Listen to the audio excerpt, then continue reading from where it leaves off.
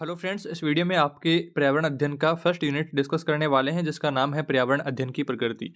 ये यूनिट दोस्तों आपके 10 नंबर का है। तो यहाँ से देखिए, एक तो आपके निबंधात्मक प्रश्न आ सकता है, साथ ही साथ दोस्तों कुछ छोटे प्रश्न भी यहाँ से आने वाले हैं। तो इस वीडियो में हम कुछ ऐसे इंपॉर्टेंट प्रश्नों की बात करेंगे जो कि दोस्तों आपको जरूर से याद करना ही है। अगर आपके पास सीरीज या बुक है तो इससे अलावा भी अगर आप याद कर रखे हैं या और आप याद करना चाहते हैं तो आपके लिए प्लस पॉइंट वहाँ पर रहेगा। पर आपको कम से कम दोस्तों ये टॉपिक्स तो याद होने ही चाहिए। तो देखिए, इसी क्रम में पहला टॉपिक आपके सामने आता है कि पर्यावरण के संवर्धन हेतु करणीय कार्य क्या-क्या हैं? हमें पर्यावरण का बचाव करने के लिए क्या-क्या करना चाहिए? तो देखिए, पहला पॉइंट आता है कि जनसंख्या पर शीघ्रातिशीघ्र शक्ति के साथ में काबू पाया जाना चाहिए। पर्यावरण को जो ह्रास हो रहा है जनसंख्या वृद्धि से, उस पर काबू किया जाना चाहिए।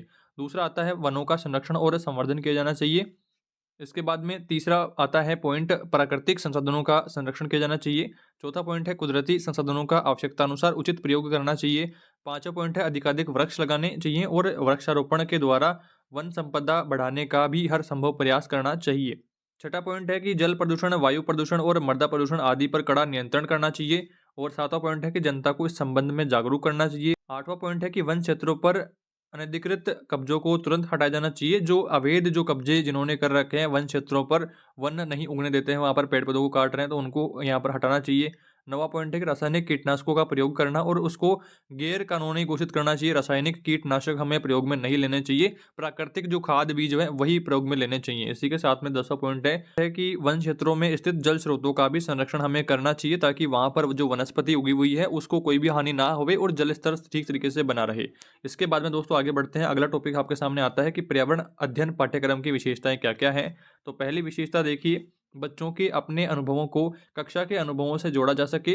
दूसरा है, कक्षा में ज्ञान को मात्र सूचना के रूप में ठूंसना नहीं चाहिए, बल्कि बच्चों को ज्ञान निर्माण के अवसर भी उपलब्ध करवाने चाहिए। इसी के साथ में तीसरा पॉइंट है कि विषय को इकाई और प्रकरणों की परंपरागत पद्धति से हट करके एनसीईआरटी के अनुसार थीमों में बांट दिया गया है और कक्षावार इन थीमों को सरल से कठिन की ओर और या फिर ज्ञात से अज्ञात की ओर सीखने के मूलभूत सिद्धांतों के आधार पर विकसित किया गया है। पाठ्यक्रम में सम्मिलित विषय वस्तु बच्चे की उम्र के अनुरूप होनी चाहिए। ऐसा नहीं है कि बच्चा फर्स्ट क्लास में है, उसको 10th क्लास का पाठ्यक्रम पढ़ाया जा रहा है, तो ऐसा भी बच्चा बर्डन नहीं झेल पाएगा। बच्चे को उसके स्तर के अनुसार ही पाठ्य सामग्री उपलब्ध करवाई जानी चाहिए। इसी के साथ में छठा पॉइंट आता है कि विषय वस्तु सहज, सरल और अर्थपूर्ण होनी चाहिए ताकि बच्चा उसको आसानी से समझ सके। इसके बाद में सातवां पॉइंट आता है आपके सामने, पाठ्यक्रम बच्चों में विभिन्न प्रकार के मूल्यों के विकास में मदद करता है। और आठवां पॉइंट है कि पाठ्यक्रम हमारे देश और राज्य की विविधताओं के प्रति समझ का निर्माण करने में भी सक्षम होना चाहिए। तो ये कुछ विशेषताएं यहाँ पर है। इसके साथ में अगला टॉपिक हमारे सामने आता है, पर्यावरण अध्ययन के प्रमुख उद्देश्य क्या क्या है। तो पहला उद्देश्य आता है सृजनात्मक अभिव्यक्ति के अवसर इसमें मिलेंगे। और दूसरा उद्देश्य आता है वैज्ञानिक दृष्टिकोण पर प्रारंभिक अभ्यास का अवसर मिल सकेगा। तीसरा उद्देश्य है मापन, डिजाइन तथा अनुमानीकरण के अवसर मिलेंगे।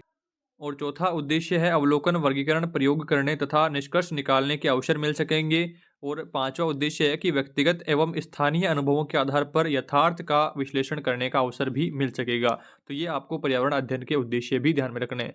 इसी के साथ दोस्तों एक छोटा सा पॉइंट भी आपको यहाँ पर ध्यान रखना है कि एमपी मुफात के अनुसार पर्यावरण अध्ययन की नवीन अवधारणा क्या है। तो इसमें आपको ये लाइनें ध्यान रखनी है कि सामाजिक पर्यावरणीय अध्ययन ज्ञान का वह क्षेत्र है जो युवकों को आधुनिक सभ्यता के विकास को समझने में सहायता देता है। ऐसा करने के लिए वह अपनी विषय वस्तु को सामाजिक विज्ञानों तथा सामयिक जीवन से प्राप्त करता है। तो ये कुछ पॉइंट्स दोस्तों आपको ध्यान रखना है। एक नंबर का प्रश्न आपको पूछा जा सकता है। इसके बाद में आगे बढ़ते हैं। अगला टॉपिक हमारे सामने आता है जैविक पर्यावरण और भौतिक पर्यावरण के बारे में। तो देखिए, सबसे पहले बात करते हैं जैविक पर्यावरण के बारे में। तो हमारे पर्यावरण में विभिन्न प्रकार के जीव जंतु, पेड़ पौधे पाए जाते हैं जिनमें मनुष्य भी शामिल है। पर्यावरण का यह भाग जैविक पर्यावरण कहलाता है जिसमें जीव जंतु, पेड़ पौधे रहते हों। और उसी के साथ में भौतिक पर्यावरण आता है कि सजीवों के अलावा जो पदार्थ, वस्तुएं और विकिरण हैं वे मिलकर के भौतिक पर्यावरण बनाते हैं। उदाहरण है समुद्र, पर्वत, कोयला, सूर्य का प्रकाश, रेलगाड़ी आदि उदाहरण यहाँ पर है। अब देखिए, या तो प्रश्न आपको पूछ सकता है कि जैविक पर्यावरण क्या है या फिर भौतिक पर्यावरण क्या है, या फिर आपको इन दोनों में अंतर पूछ सकता है। तो आपको ये भी ध्यान रखना है। इसके बाद में आगे बढ़ते हैं। अगला प्रश्न आपके सामने आता है इंपॉर्टेंट, एक लाइन भी दोस्तों आपको यहाँ पर ध्यान रखनी है कि भाषा, वेशभूषा, रीति रिवाज मिलकर के सांस्कृतिक पर्यावरण का निर्माण करते हैं। अब आपको देखिए अलग से ये प्रश्न आ जाता है कि सांस्कृतिक पर्यावरण क्या होता है और चार ऑप्शन आपको दे देते हैं, तो फिर आप दोस्तों कंफ्यूज हो जाओगे कि यार ये सांस्कृतिक पर्यावरण क्या हो गया। तो आपको ये लाइन भी ध्यान रखनी है कि भाषा, वेशभूषा, रीति रिवाज मिलकर के सांस्कृतिक पर्यावरण का निर्माण करते हैं। इसके बाद में अगला पॉइंट हमारे सामने आता है कि विभिन्न शिक्षा आवेगों ने आधारभूत शिक्षा के किन मूल तत्वों को दोहराया है, तो ये भी आपको ध्यान रखना है। तो देखिए, स्वतंत्रता के पश्चात भारत में गठित विभिन्न शिक्षा आयोगों की अनुशंसाओं के आधार पर विकसित विभिन्न पाठ्यचर्या की रूपरेखाओं ने निरंतर आधारभूत शिक्षा के 3 मूल तत्वों को दोहराया है। तो देखिए 3 तत्व कौन-कौन से हैं, आइए उनके बारे में बात करते हैं। पहला तत्व है कि शिक्षा में उत्पादकता गतिविधि, दूसरा है पाठ्यचर्या की उत्पादकता गतिविधि और सामाजिक पर्यावरण में आपसी संबंध, और तीसरा है विद्यालय और स्थानीय समुदायों के मध्य घनिष्ठ संपर्क। तो ये 3 पॉइंट्स भी आपको यहाँ पर ध्यान रखने हैं। इसके बाद में आगे बढ़ते हैं। अगला पॉइंट हमारे सामने आता है कि पर्यावरण अध्ययन की विषय वस्तु को कक्षा में संप्रेषित किस प्रकार से करेंगे, तो इसके लिए हमें ये कुछ बिंदु ध्यान में रखने हैं। पहला बिंदु है कि चित्रों, फोटोग्राफ्स, कविताओं, गीत, कहानियों आदि को स्थानीय स्तर पर जुटाएंगे।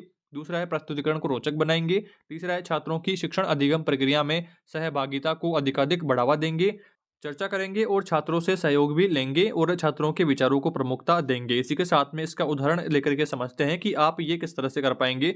तो कक्षा 5 की पर्यावरण अध्ययन की पुस्तक मेरी दुनिया के पाठ अब कहाँ जाएं हम को पढ़ना है और इस पाठ के चित्रों को कक्षा में दिखाएंगे। ये चित्र उन लोगों से संबंधित है जिनके पास में संयोगवश घर नहीं है, यानी कि बेघर लोगों की यहाँ पर इस पाठ में बात हो रही है। और कक्षा में चर्चा करेंगे कि क्या किया जा सकता है कि इससे ऐसे जो बेघर लोग हैं उनके रहने के लिए घर मिल जाए या उनकी सहायता हम किस प्रकार से कर सकेंगे, तो उसके बारे में चर्चा करेंगे। इसी के साथ में दोस्तों अगला इंपॉर्टेंट टॉपिक आता है कि जल प्रबंधन में महिलाओं की भूमिका क्या रहती है। इंपॉर्टेंट आपको जरूर से याद करना है। देखिए, घर पर जलापूर्ति की व्यवस्था न होने पर रोजाना कई असुविधाएं होती है।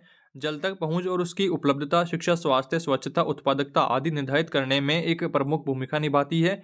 वे स्थान जहां पर जल उपलब्ध नहीं है वहां महिलाओं के समय का एक महत्वपूर्ण भाग जो है वो पानी लाने में, पानी ढोने में ही चला जाता है, जो उनके कार्य के भार को बढ़ा देता है। इस प्रकार से उनके पास शिक्षा व आर्थिक गतिविधियों के लिए समय की कमी हो जाती है।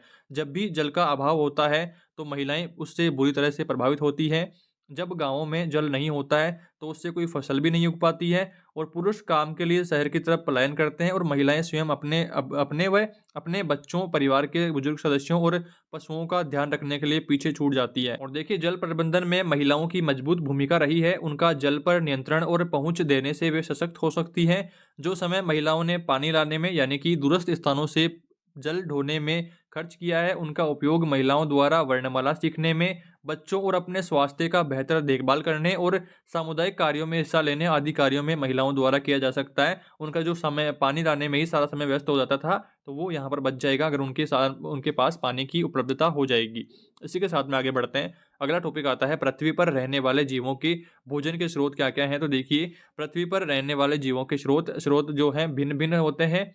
पेड़ पौधों से प्राप्त उत्पाद शाकाहारी जीवों का भोजन बनता है और सर्वाहारी भी इस भोजन का उपयोग करते हैं। मांसाहारी जीवों का जो भोजन होता है वो शाकाहारी जीव होते हैं। तो ये कुछ पॉइंट्स आपको नॉर्मली सारी डिटेल्स पता है, पर आपको फिर भी लैंग्वेज में उसको आंसर में किस तरह से लिखना है उसके लिए जरूरी था कि आपको एक बार थोड़ा सा बताया जाए। अगला टॉपिक देखिए, भौतिक परिवर्तनों से मानव जीवन कितना प्रभावित हुआ है, किस तरह से प्रभावित हुआ है। तो वो देखिए, पर्यावरण में जो मानव निर्मित परिवर्तन हो रहे हैं, जैसे उद्योगों की स्थापना, ऊर्जा उत्पादन, बड़े बांधों का निर्माण, यातायात व संचार के साधनों का विकास, हरित क्रांति, श्वेत क्रांति इत्यादि ने पर्यावरण के विविध पहलुओं पर व्यापक प्रभाव डाला है। जहां एक और अनेक सुविधाएं मिली है, सामाजिक जीवन में गुणवत्ता आई है तथा विभिन्न संस्कृतियों का आदान प्रदान हुआ है, वहीं विभिन्न प्रकार से प्रदूषण पर्यावरण को निरंतर प्रभावित भी कर रहा है। और इसी के साथ में दोस्तों आपको एक प्रश्न इस प्रकार का भी पूछा जा सकता है। जैसे देखिए, यहाँ पर एक जो राज्य है, मान लीजिए कि ये मेरा राज्य है ना, और ये आपका राज्य है। आप अपना नाम इस डिब्बे में लिख लेना, है ना, और ये आपका राज्य है। अब इन दोनों में मान लीजिए कि मेरे राज्य में वनस्पति अधिक है और आपके राज्य में वनस्पति कम है, तो इसका प्रमुख कारण क्या रहेगा? वर्षा आपके राज्य में कम हुई है और मेरे राज्य में ज़्यादा हुई है। इसी प्रकार का प्रश्न आप देखिए स्क्रीन पर, आप एक देख पा रहे हैं। दो देखिए 18 में भी आया हुआ है, 2019 में भी आया हुआ है, तो आपके इस बार भी प्रश्न आ सकता है। तो ये देख लीजिए, इसी तरह का आपके प्रश्न इस फर्स्ट यूनिट से बनेंगे। इस वीडियो में दोस्तों इतना ही। आई होप आपके सारे डाउट्स क्लियर हुए होंगे। अगर आपके कोई भी डाउट्स रहते हैं इस यूनिट से रिलेटेड तो आप मुझे कमेंट में जरूर बताएंगे। जल्दी मिलेंगे दोस्तों अगले यूनिट के साथ। तब तक आप इस वीडियो को रिपीट पर देखते रहिए और सारे पॉइंट्स को याद कर लीजिए। और चैनल पर नए हैं तो सब्सक्राइब भी कर लीजिए। जल्दी मिलते हैं अगले यूनिट के साथ। Thanks for watching this video.